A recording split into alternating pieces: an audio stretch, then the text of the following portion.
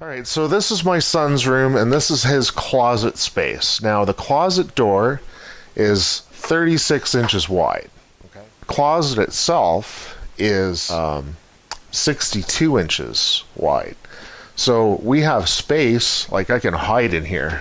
We have so much space. On the other side's even bigger. And that space you can't access easily, so you have it. But what are you going to do with it? Like, you can't use it. You have to pull all your clothes out so that you can see them. And you can't put drawers or anything in there because the door is only 36 inch wide. So I'm changing this. I'm going to reframe this, and I'm going to put in an IKEA closet organizer. So you go on the IKEA website, and you can go into, this is the PAX design. So it shows you what it looks like with the doors on, and then it gives you a parts list of all the things after you design it. And this one is $1,050 Canadian. So it's cheaper than like a closet made organizer and stuff like that. And it gives you doors. So the biggest problem you have when you're doing a closet like this, what do I do with the doors? And doors are so expensive.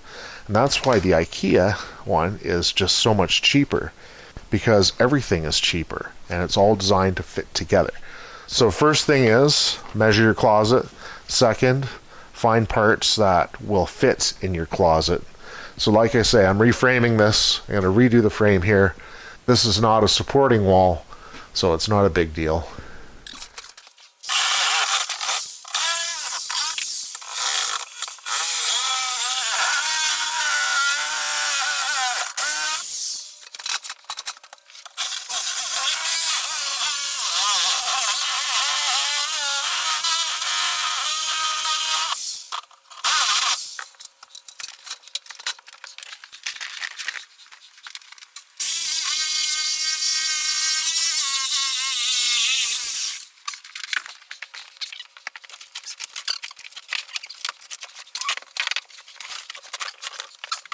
Alright, so here's the reframed closet.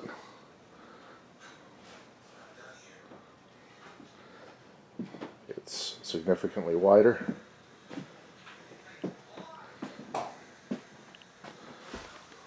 Than it was before.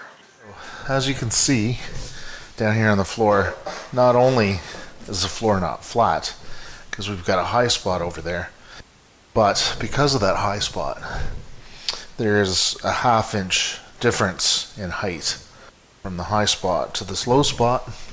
So we have to shim. So I've got some shims here. Got some ½ inch shims, some ¼ inch shims. So in order for this to be level, we get our smaller level in here. We're gonna have to lift this side up. So in the front, there actually has some adjustable legs for it that you can adjust, but the back doesn't have that, which is a really crappy oversight in my opinion. So first, I'll put shim down on the bottom, and I'll trim that off after. I gotta nail through the shim.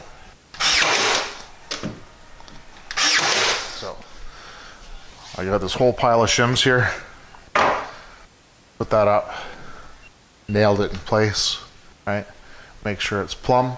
Now, as you can see down at the bottom, that stud is not straight. It's not plumb. So don't assume that your floor is going to be straight and level. Don't assume that your walls are going to be level and plumb, okay? Same with everything in your house. It's probably off a bit. That's why they call that rough carpentry, and this is trim carpentry. Trim carpentry is a little bit different. Alright, so just like the first cabinet, we balanced this one. We raised this up to match at the top to make sure that that matches the height. Then we checked it for level, did all our leveling. We shimmed it in to the wall, and we clamped it here.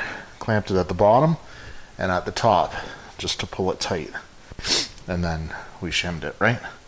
Now we have to drill a hole through the holes here, 13/64, I think, It's the same size as this hole, a little bit bigger than the hole, to fit this hardware in. And this hardware is to clamp the two together. So we're at 1, 2, 3, 4, 5 holes up and 5 holes down from the top. We have to do this. So it's this guy here. It's like a sleeve. And then there's a screw, a corresponding screw goes into it. And it screws in like that. And that we're going to drill through.